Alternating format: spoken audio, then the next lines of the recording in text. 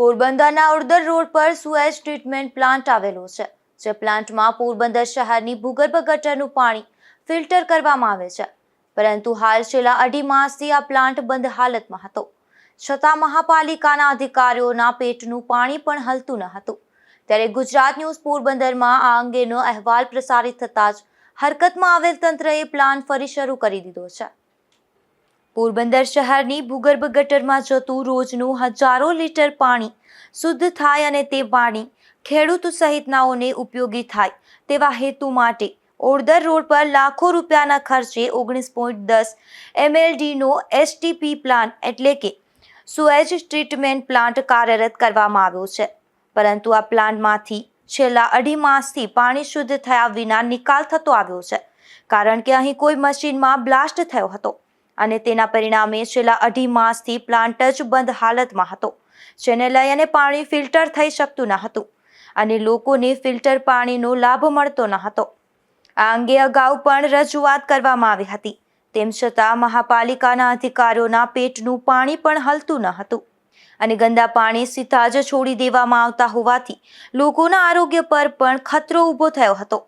આ પ્લાન્ટનું ઓપરેટિંગ અને મેન્ટેનન્સ અમદાવાદની એક કંપની દ્વારા કરવામાં આવે છે, જેને પોરબંદર મહાનગરપાલિકા ઓપરેટિંગ અને મેન્ટેનન્સના પૈસા પણ ચૂકવે છે.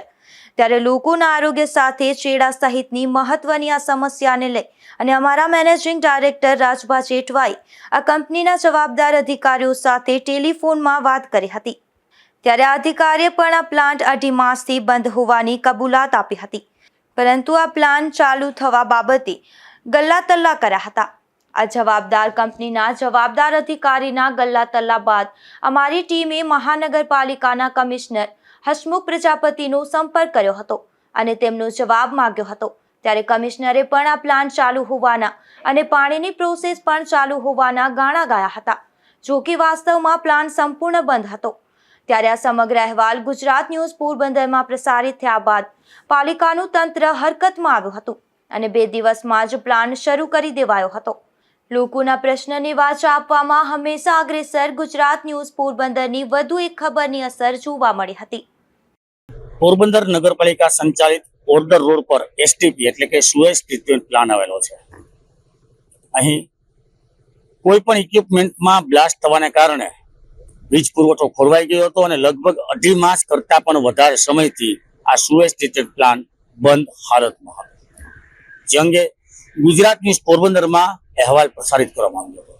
અહીં આ પ્લાન્ટ બંધ હોવાના કારણે જે લગભગ 19 MLT જેટલી કેપેસિટી ધરાવતા પ્લાન્ટમાં પોરબંદર સમગ્ર શહેરમાંથી ભૂગર્ભ ગટરનું જે પાણી આવતું હતું તેનો સીધો જ નિકાલ થતો હતો. આ પ્લાન્ટનું કામ છે ફિલ્ટરેશન કરવાનું, પરંતુ ફિલ્ટરેશન કર્યા સિવાય જ પાણીનો સીધો નિકાલ કરવામાં આવતો હતો. લોકોના આરોગ્ય સાથે ચેડા થતા હતા.